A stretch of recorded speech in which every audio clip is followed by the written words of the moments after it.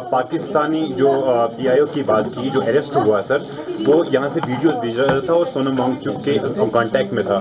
सो क्या उस कन्वर्सेशन या इन्वेस्टिगेशन में ऐसा कुछ पता चला कि पाकिस्तान से इंस्ट्रक्शन आ रही थी? हमने एक पाकिस्तान पीआईओ भी पकड़ा था जो इनके साथ उनकी रिपोर्टिंग करके अक्रॉस भेज रहा था। उसके भी एक हमारे पास रिकॉर्ड है। हमारे पास इनकी जो विजिट्स हैं, जैसे पाकिस्तान में डॉन की इवेंट इन्होंने वहां पे जाके किया, उसके बाद बांग्लादेश में, तो ये सारा एक बहुत बड़ा क्वेश्चन मार्क है इनके ऊपर। इंटेलिजेंस थी तो तभी तो हमने डिप्लॉयमेंट की थी। अगर इंटेलिजेंस ना हो, हमें पता ना होता, तो हम ऐसा तो नहीं होता कि नहीं करते। पाकिस्तान पीआईओ जो है यहाँ से, जिन्होंने अक्रॉस हमने देखा, जिन्होंने जो वीडियो भेजने वाले और उनके जो बाकी लिंक्स हैं, जो फॉरेन फंडिंग है, एक बड़ा इन्वेस्टिगेशन का विषय है। सरप्राइजिंगली 24 तारीख को एक बहुत बड़ा यहाँ जो ग्रुप इकट्ठे हो गए और उसमें नॉर्मल जो ग्रुप तो थे ही थे, उसके साथ ही साथ उसमें काफ़ी एंटी सोशल एलिमेंट्स जो हैं वो ज्वाइन किए। सडनली जो ये ग्रुप जो है 5-6 हज़ार के लोग जो हैं, उन्होंने जो है मार्च किया और बाहर जो जितनी भी यहाँ की गवर्नमेंट बिल्डिंग्स हैं, एस्टेब्लिशमेंट्स हैं, पॉलिटिकल पार्टीज के ऑफिस हैं, उनको बड़े मैसिव तरीके से डैमेज किया, स्टोन पेल्टिंग की। तो हमारी फोर्सेज लगी थी जो उन्हीं की प्रोटेक्शन के लिए लगी थी, इन फोर्सेज इंस्टीट्यूशंस की, और वो अंदर थी प्रेमिसेस में, उनके ऊपर अटैक किया गया। एक पॉलिटिकल पार्टी के दफ्तर को घेराव करके उसमें आग लगा दी गई, टू द एक्सटेंट कि हमारे वहाँ पे सीआरपीएफ के जवानों की काफ़ी बुरी तरीके से उनकी पिटाई की गई। उसी बिल्डिंग में हमारी 4 महिला पुलिस लद्दाख की जो थी वो फंस गई और उसको बिल्डिंग को बाहर से आग लगा दी गई। 44 लोग हमने जो है वो गिरफ्तार किए हुए हैं। सोनम वांगचुक जो मेन उसका इंस्ट्रूमेंट प्लेयर था, उसको हमने एनएसए के भेज दिया। अभी 24 सितंबर को जो एक इंसिडेंट हुआ यहाँ पे, बड़ा अनफॉर्चुनेट इंसिडेंट हुआ, जो कि इससे पहले लद्दाख हिस्ट्री में कभी नहीं हुआ है। एक लॉ एंड ऑर्डर सिचुएशन बनी और उसमें काफ़ी ज़्यादा वायलेंस हुआ, तोड़फोड़ हुई, आर्सन हुआ और उसके नतीजे में 4 कीमती जानें चली गई और बड़ी संख्या में हमारे सिविलियंस, हमारे पुलिस और पैरामिलिट्री फोर्सेस के जवान जो हैं वो ज़ख्मी हुए। इसके परिप्रेक्ष्य में आपका बैकग्राउंड थोड़ा बताना चाहता हूँ। आप सभी जानते होंगे कि लद्दाख यूटी बनने के बाद एक यहाँ पे एक पॉलिटिकल डिमांड रही है 6 शेड्यूल की या स्टेटहुड की। तो उस सिलसिले में यहाँ पे जो 2 बॉडीज़ हैं, अपेक्स बॉडी ले और केडीए करगिल, उनका सेंट्रल गवर्नमेंट के साथ एक लंबा एक टॉक्स का सिलसिला चल रहा है। वो काफ़ी दिनों से सिलसिला चल रहा है। उसमें डिफरेंट सेटअप है, हाई पावर कमेटी है जिसमें डिसीजन लिए जाते हैं और उसमें एक और छोटी कमेटी भी है, सब कमेटीज़ भी हैं। और इस सिलसिला इसमें काफ़ी कुछ मिला भी है। जैसे लद्दाख एक ही हमारे देश का हिस्सा है, यूनिट टेरिटरी है, जहाँ पे 85% तक की रिजर्वेशन, 85% रिजर्वेशन जो है वो लोकल्स के लिए दी गई है। इसके साथ ही साथ 1/3 जो है काउंसिल की जो सीट्स हैं वो वुमेन के लिए आरक्षित की गई हैं। और इसके साथ साथ जो यहाँ की लोकल कल्चर और लैंग्वेज को प्रमोट करने के लिए जो पुर्गी और जो भोटी लैंग्वेज है उसको भी ऑफिशियल लैंग्वेज का दर्जा दिया गया है। और एक ऑनगोइंग प्रोसेस है जो चल रही थी पर इस प्रोसेस को सबटाज करने के लिए, इसको विशिएट करने के लिए काफ़ी समय से प्रयास भी चल रहे थे, जिसमें कुछ सो कॉल्ड इन्वायरमेंटल एक्टिविस्ट और बाकी इस किस्म के ग्रुप्स जो थे जिनकी क्रेडिबिलिटी पे भी एक क्वेश्चन मार्क है, उन लोगों ने इसको प्लेटफॉर्म को हाईजैक करने के लिए कोशिश की। और उसमें से सबसे जो प्रथम जो हमारा नाम है, जो मिस्टर सोनम वांगचुक हैं, जिन्होंने पहले भी इस किस्म के बयान और इस किस्म की जो प्रोसेस को डिरेल करने के लिए काफ़ी काम किया। और इन दिनों में 10 सितंबर को जब ये प्रोसेस चल रही थी और नई डेट अनाउंस हो गई थी 6 अक्टूबर को हाई पावर कमेटी के लिए, और उससे पहले एक उसकी प्रिलिमिनरी डिस्कशन के लिए 25 और 26 को डेट्स अनाउंस हुई थी। यहाँ के लीडर्स वहाँ पे जाके और वहाँ पे डिस्कस करते, पर उससे पहले एक अनशन शुरू किया गया और उस अनशन को प्लेटफॉर्म बनाया गया जिसमें इस किस्म के तत्व जो हैं उनको बुला के इनवाइट करके और एक यहाँ का जो एक पीस और जो लॉ एंड ऑर्डर का इन्वायरमेंट था उसको विशिएट करने की कोशिश की गई। कई तरीके से समझाया भी गया इनको कि जो है इस किस्म की ऐसी कार्रवाई नहीं होनी चाहिए जिससे कि हमारा जो टॉक्स हैं वो डीरेल हों। पर फिर भी ये जो प्रोसेस, जो भूख हड़ताल जो है वो ख़त्म नहीं की गई। और इन्हीं दिनों में run up to the talks हमने देखा कि एक उनमें इंक्रीज़ आई जिस किस्म के बयान दिए गए, जिस किस्म के जो वहाँ पे वीडियो वायरल किए गए, जिसमें हमें लगता था कि लॉ एंड ऑर्डर को काफ़ी खतरा है। और उसमें हमने पुलिस कार्रवाई भी की उन दिनों में, जब भी हमें लगा, हमने उसमें एफआईआर भी रजिस्टर किए। और 24 तारीख को, जबकि 25 और 26 को एक प्रिलिमिनरी टॉक्स ऑलरेडी प्लान थी दिल्ली में, और यहाँ के जो लीडर्स थे दोनों ग्रुप्स के, वो जाने वाले थे। सरप्राइजिंगली 24 तारीख को एक बहुत बड़ा यहाँ जो ग्रुप इकट्ठे हो गए, और उसमें नॉर्मल जो ग्रुप तो थे ही थे, उसके साथ ही साथ उसमें काफ़ी एंटी सोशल एलिमेंट्स जो हैं वो ज्वाइन किए। और सडनली जो ये ग्रुप जो है 5-6 हज़ार के लोग जो हैं, उन्होंने जो है मार्च किया, और बाहर जो जितनी भी यहाँ की गवर्नमेंट बिल्डिंग्स हैं, एस्टेब्लिशमेंट्स हैं, पॉलिटिकल पार्टीज के ऑफिस हैं, उनको बड़े मैसिव तरीके से डैमेज किया, स्टोन पेल्टिंग की। और जहाँ पे जो हमारी फोर्सेस लगी थी, जो उन्हीं की प्रोटेक्शन के लिए लगी थी, इन फोर्सेस इंस्टीट्यूशंस की, और वो अंदर थी प्रेमिसेस में, उनके ऊपर अटैक किया गया। आपको वीडियो फुटेज आपने देखी होंगी। एक पॉलिटिकल पार्टी के दफ्तर को घेराव करके उसमें आग लगा दी गई, टू द एक्सटेंट कि हमारे वहाँ पे सीआरपीएफ के जवानों की काफ़ी बुरी तरीके से उनकी पिटाई की गई। और आज भी एक जवान जो है अभी भी एक सीरियस स्पाइनल इंजरी के साथ आर्मी हॉस्पिटल में एडमिटेड है। 3-4 और जवान उनको बड़ी मुश्किल से निकाला गया। तो उसी बिल्डिंग में हमारी 4 महिला पुलिस लद्दाख की जो थी वो फंस गई, और उसको बिल्डिंग को बाहर से आग लगा दी गई। आप समझ सकते हैं कितना मैसिव एक अटैक था। और उसके बाद यही जो मॉब है, और उससे भी ज़्यादा बड़ा मॉब जो है, यहाँ पे हम बैठे हैं इसी प्रेमिसेस में, यहाँ पे काउंसिल बिल्डिंग है, यहाँ पे जो यहाँ की सरकार है उसका हेडक्वार्टर है, उस पर अटैक किया गया, उसको आग लगा दी गई। और इसी में यहाँ पे हमारे जितने भी सारे ब्यूरोक्रेसी जो सारी इसी प्रेमिसेस में थी, इन सभी को खतरा था।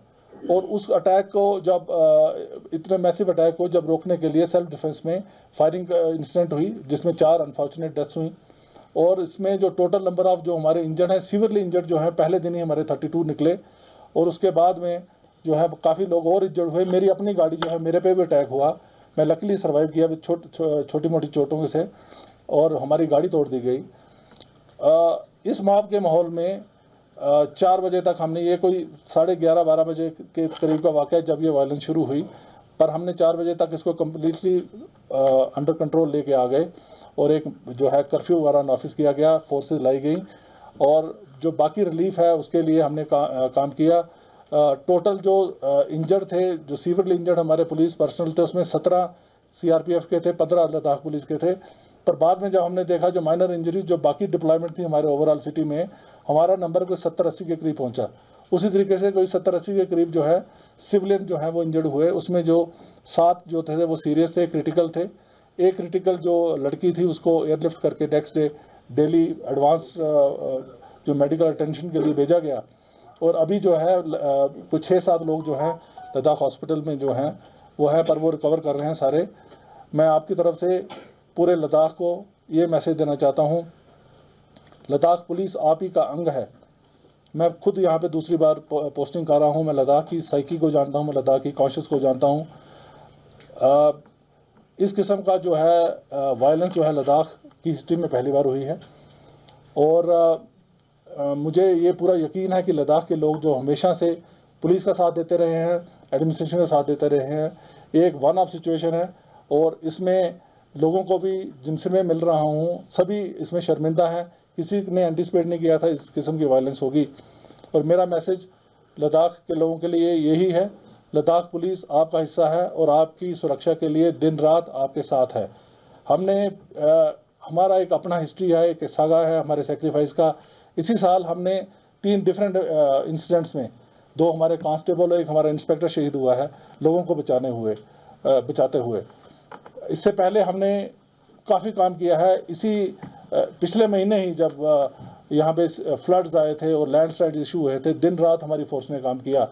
उससे पहले मार्च में सडनली जब एक यहाँ पे स्नोफॉल हो गया और हमारे को 200-300 के करीब गाड़ियाँ जो थी वो खरदुंगला चांगला पास के ऊपर फंस गई थी। पूरी रात हमने सर ऑपरेशन लगा के लोगों को खींचा और बाहर निकाला सुरक्षित। कोई भी उसमें कैजुअल्टी नहीं हुई हमारी। मैं ये कहना चाहता हूँ कि आपकी पुलिस आपके साथ है, आपके लिए 24/7 काम करने के लिए खड़ी है। और पर हम सिविलियंस को हर कीमत पे हर सिचुएशन में प्रोटेक्शन करेंगे। पर जो लोग हमारे इस पीस और हार्मनी को डिसरप्ट करने की कोशिश करेंगे या कोई ऐसे एंटी सोशल एलिमेंट्स, उनके साथ हम सख्ती से निपटेंगे। मैं ये भी क्लियर करना चाहता हूँ। स्पेशल मैसेज है हमारे यूथ के लिए। हम यूथ जो है, यहाँ का यूथ हमारा एक फ्यूचर है। इनके लिए हमने बहुत किस्म से एंगेजमेंट की हुई है। अभी पिछले 1-2 महीने से हम करियर काउंसलिंग के लिए पूरे लद्दाख यूटी में हमने एक प्रोसेस शुरू किया था। उसमें बढ़ चढ़ के हमारे यूथ ने हिस्सा लिया। 1800 के करीब जो है अभी पोस्ट जो है उनकी रिक्रूटमेंट की प्रोसेस चल रही है। अभी हम सब इंस्पेक्टर की पोस्ट करने वाले हैं। और अभी जब हम बात कर रहे हैं, अभी कोई 400-500 के करीब हमारे जो कांस्टेबल हमने रिक्रूट स्पेशल तरीके से बड़ा कोशिश करने के बाद ट्रेन करके कश्मीर से लाए हैं। उनकी पासिंग आउट का के लिए वेट कर रहे हैं। इनफैक्ट पासिंग आउट उनका कल का दिन था पासिंग आउट होने का, पर जो हमारा जो सिचुएशन बनी उसके कारण उनका पासिंग आउट डिले करना पड़ा।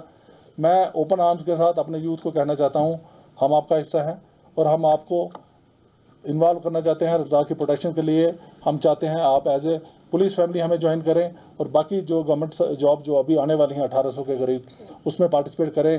किसी भी एंटी सोशल एलिमेंट के पास ऐसे लोगों की बातों में मत आइए जिनका अपना एक एजेंडा है, जो आपको एज ए टूल यूज करते हैं और आपके भविष्य को खतरे में डालने की कोशिश करते हैं। Thank you. एक सवाल जमाल साहब ये है कि सोनम वांगचुक के खिलाफ एक एनएसए लगाया गया है और रिपोर्ट्स आ रही हैं कि उनको जोधपुर जेल शिफ्ट किया गया है। ये क्यों किया गया, क्या चार्जेस उनके खिलाफ हैं, अगर आप उसको एलैबोरेट करें। और एक सवाल और कि गवर्नर साहब जो हैं कविंदर गुप्ता, उन्होंने बोला कि एक फॉरेन कॉन्स्पिरेसी है। अभी एनडीटीवी पे इंटरव्यू दिया, तो इन्वेस्टिगेशन में क्या सामने आया? देखिए, कुछ इन्वेस्टिगेशन जो हम अभी तक आपको बता सकते हैं, कुछ ऑब्वियसली हम नहीं बता पाएंगे क्योंकि उसमें एक प्रोसेस चल रही है। जो सोनम वांगचुक का है, अगर आप देखें इनका प्रोफाइल और एक इनकी हिस्ट्री रही है, ये सारा कुछ आपको यूट्यूब में अवेलेबल होगा। जिस किस्म से इंस्टिगेशन वाली उन्होंने बातें की हैं, अरब स्प्रिंग की बात की है, या नेपाल या बांग्लादेश या श्रीलंका की जो इंस्टिगेट करने के लिए उनका एक अपना एजेंडा है। जहाँ तक आपकी फॉरेन फंडिंग की बात कर रहे हैं, उसके ऊपर ऑलरेडी प्रोसेस चल रही है। FCRA की वायलेशन का कितना वहाँ पे है। हमने पिछले दिनों जब चलो इस प्लेटफॉर्म में बता देता हूँ, हमने एक पाकिस्तान PIO भी पकड़ा था जो इनके साथ उनकी रिपोर्टिंग करके अक्रॉस भेज रहा था। उसके भी एक हमारे पास रिकॉर्ड है। हमारे पास इनकी जो विजिट्स हैं, जैसे पाकिस्तान में डॉन की इवेंट इन्होंने वहाँ पे जाके किया, उसके बाद बांग्लादेश में, तो ये सारा एक बहुत बड़ा क्वेश्चन मार्क है इनके ऊपर। और इसके बीच में डिफरेंट एजेंसीज जो हैं जिनका ये काम है, वो ऑलरेडी इसमें इन्वेस्टिगेशन कर रही हैं और उसमें एक्शन लेंगी।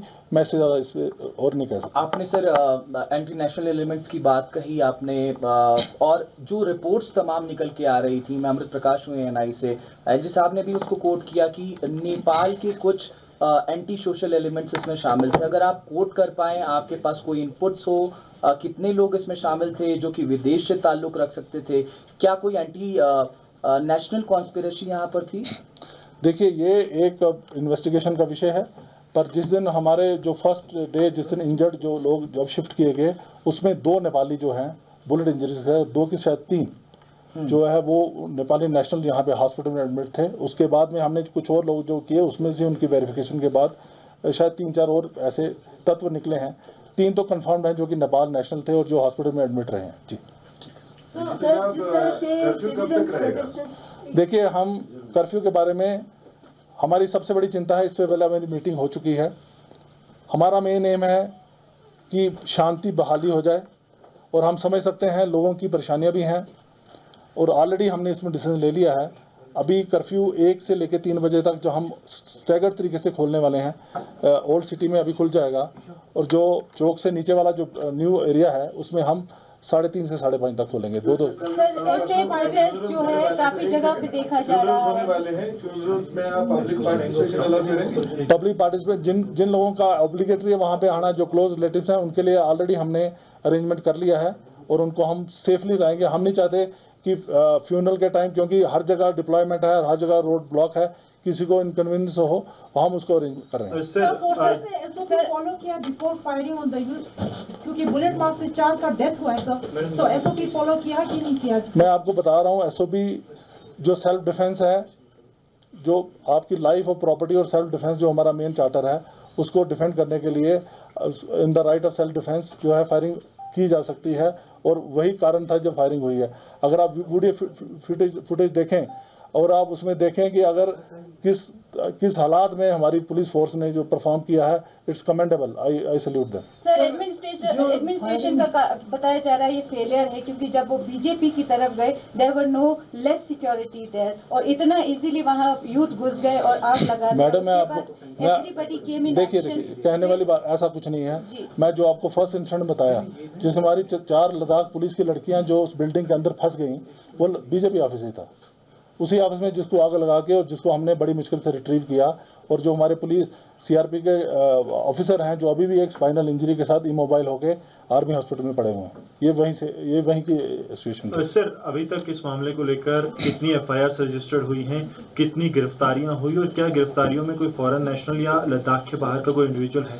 देखिए, मेरी अभी तक की जो नॉलेज है, 44 लोग हमने जो है वो गिरफ्तार किए हुए हैं जो जेल में हैं। उसमें से 5-6 जो हैं, जो मेन रिंग लीडर्स हैं, वो पकड़े गए। और ऑब्वियसली सोनम वांगचुक जो मेन उसका इंस्ट्रूमेंट प्लेयर था, उसको हमने एनएसए के भेज दिया बाहर। सर, सोनम वांगचुक के पीछे क्या पाकिस्तान से भी जुड़े तत्व हो सकते हैं जो देश में अस्थिरता पैदा करना? देखिए, सारा मीडिया में सबको पता है उनकी डॉन की जो इवेंट और जो पाकिस्तान में उन्होंने बयान दिए हैं, और खासकर मैंने एक और इंसिडेंट बताया जिसमें एक पाकिस्तान PIO जो है यहाँ से, जिन्होंने अक्रॉस हमने देखा है, जिन्होंने जो वीडियो भेजने वाले और उनके जो बाकी लिंक्स हैं, जो फॉरेन फंडिंग है, एक बड़ा इन्वेस्टिगेशन का विषय है और उसमें काम चल रहा है। सर, क्योंकि लद्दाख को जैसे आपने बताया कि किस तरह से पुलिस, आर्मी और लोकल्स का रिश्ता रहता है, और इसमें सभी नेशनल मीडिया लद्दाख को एक एंटी नेशनल के रूप में अभी जितने भी न्यूज़ है वहां चलाए, वो फुटेज क्यों नहीं दिया गया सर, जहां पे वो इंडियन फ्लैग लेके हाथ में लेके, और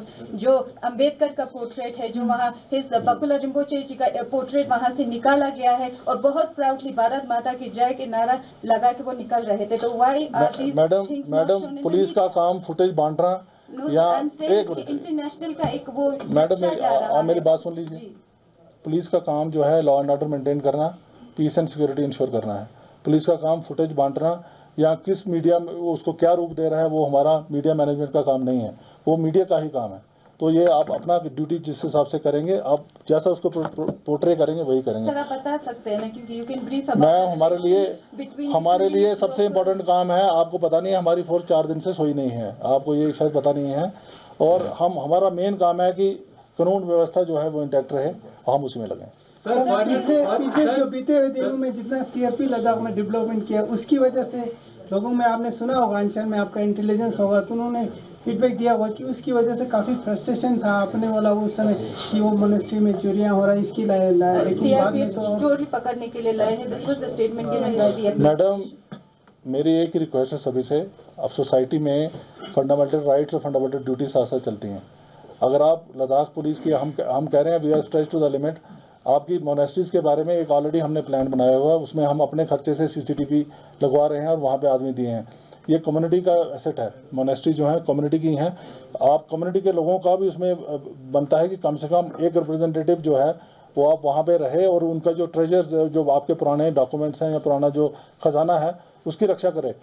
ये तो आप लोगों का मेन काम है। हम उसमें असेस कर सकते हैं, पर हम आपका वो पूरा क्लेम नहीं कर सकते, हमारा काम और भी है। सर, कल एपिक्स बॉडी ले ने एक प्रेस कॉन्फ्रेंस करी थी और उसमें बड़े सीरियस एलिगेशंस लगाए एडमिनिस्ट्रेशन पे और पुलिस पे। उन्होंने कहा कि आपने कि फायरिंग की ज़रूरत नहीं थी, इनडिस्क्रिमिनेट फायरिंग पुलिस और CRPF ने करी। फिर उन्होंने ये भी एलिगेशन लगाया कि जिस तरह से CRPF पिछले कुछ दिनों में लाई गई है, ऐसा लगता है कि ये इस प्लान के तहत लाई गई थी कि इनके एजिटेशन को खत्म किया जा सके। अब एक minute, there is a contradiction what you are saying. CRPF अगर उस दिन यहाँ नहीं होती, ये पूरा ले टाउन जल जाता। मैं आपको ये पूरे आपको मैं कॉन्फिडेंस से कह रहा हूँ, ठीक है। और हमें कोई शौक नहीं है कि हम यहाँ पे अपने अननेसेसरी फोर्स लाएं। फोर्स को लाना एक बहुत बड़ा एक इसमें प्रोसेस इन्वॉल्व होती है। फोर्स ऐसे नहीं है कि आपको ऐसे मिल जाएगी। एक फोर्स का लॉजिस्टिक मूव करने में बड़े एंगल्स होते हैं, बड़ी रिक्वायरमेंट्स होती हैं, उनको लॉजिस्टिक का देखना, उनको ठहराना। हम नहीं चाहते यहाँ पे फोर्स हो, हम तो चाहते हैं पीस प्रवेल करे, अमन आए। पर अमन तभी आएगा जब एक सिटीजन जो है अपनी रिस्पॉन्सिबिलिटी पूरी समझेंगे। कोई भी एक ग्रुप जो है इस किस्म से, एक फोर्स जो कि एक इंफ्रास्ट्रक्चर के अंदर खड़ी है, डिफेंड कर रही है उसको, अगर उसको जलाने के लिए आएगी तो आप क्या चाहते हैं, क्या हो, फोर्स मर जाए? वो नहीं पॉसिबल है ना। ह्यूमन लाइफ सबकी है। तो अगर या तो आप किसी को आपको प्रोटेस्ट को उठाने के लिए या क्लियर करने के लिए बात हो। ये तो वो सिचुएशन थी जहां पे हमारी गाड़ियां, जो हम एक इंस्टीट्यूशन को प्रोटेक्ट कर रहे थे, बाहर से जो आपके इस असामाजिक तत्व आके वहां पे अटैक कर रहे हैं और उनके ऊपर आगजनी कर रहे हैं, सारा कर रहे हैं। आपने फुटेज में देखा होगा। सर, जिस तरह आपने बताया, जिस तरह, सॉरी एक मिनट, वन सेकेंड, जिस तरह आपने बताया सीआरपीएफ ने सेफ्टी रीजन दिया आपने कि उन्होंने फायरिंग इसीलिए किया, क्या आप बता सकते हैं कि फायरिंग जो प्रोटेस्टर ने किया, क्या उन्होंने कोई एम्यूशन, क्या उन्होंने ऐसे कोई फायर ऐसा पिस्तौल लिया था कि इस वजह से सीआरपीएफ को गोली चलाना पड़ा? मैडम, आपने फुटेज देखी, आपने फुटेज चेस्ट और हेड पे हुआ, एसओपी फॉलो किया नहीं? एसओपी ही है। मेरी बात सुनिए। आप ये देखिए, लाइफ एंड प्रॉपर्टी जो नेशन की प्रॉपर्टी है और ह्यूमन लाइफ इनोसेंट की, क्या आप सीएससी के जितने एम्प्लॉइज वहां पे थे या जितनी ब्यूरोक्रेसी है, क्या आप चाहते सब जल के मर जाते? ये नहीं चाहते ना आप। तो एसओपी जो होती है वो आपको उस कंटेक्स्ट में देखिए। हम फोर्स अगर अंदर खड़ी है किसी को प्रोटेक्ट करने में, किसी को क्या लिबर्टी है कि उसको फोर्स को आगे अटैक करे? अगर आपने कोई आपका डेमोक्रेटिक एक्सप्रेशन है उसको पीसफुल तरीके से करिए, जो कि आप हमेशा करते हैं। तो जब आप खुद ही देख रहे हैं कि इतना पथराव करके, इतना आगजनी करके, उनका एम यही था एनार्की क्रिएट करना, उस एनार्की को क्रिएट करने का हमारा जो मेन काम है। सर, लद्दाख में फॉरेनर टूरिस्ट बहुत आते हैं, तो उन्हें बैंकॉक के लिए परमिशन नहीं दे रहे हैं, क्या वजह है? सर, ये एडमिनिस्ट्रेटिव, ये छोटी मोटी चीजें जो हैं ये बाद में रखेंगे। हमारा आज तक का जो था इसी रखेंगे। Do you have any intelligence कि ऐसा कुछ हो सकता है? क्योंकि अभी तक तो पीसफुली यहाँ पे सब कुछ चला था और अचानक से ऐसा violence came as a surprise to everybody. तो क्या आपके पास कोई भी इंटेलिजेंस था कि कुछ ऐसे असामाजिक तत्व जो हैं वो इसमें शामिल हो सकते हैं, कुछ हो सकता है? और फिर अगर ऐसा था या तो आपने उसके लिए क्या मतलब? देखिए, इंटेलिजेंस थी तो तभी तो हमने डिप्लॉयमेंट की थी। अगर इंटेलिजेंस ना हो, हमें पता ना होता, तो हम ऐसा तो नहीं होता कि नहीं करते। तो हमारा जो है पुलिस का अरेंजमेंट जो होता है, डिप्लॉयमेंट होता है, इंटेलिजेंस बेस्ड ही होता है। एक छोटा सा सवाल, आपने पूछ लिया। सर, जो आपने पाकिस्तानी जो पीआईओ की बात की, जो अरेस्ट हुआ सर, वो यहाँ से वीडियोस भेज रहा था और सोनम वांगचुक के कांटेक्ट में था। सो क्या उस कन्वर्सेशन या इन्वेस्टिगेशन में ऐसा कुछ पता चला कि पाकिस्तान से इंस्ट्रक्शन आ रही थी? ये इसके ऊपर अभी हमारा काम चल रहा है, अभी स्टेज पे हम नहीं बता रहे हैं।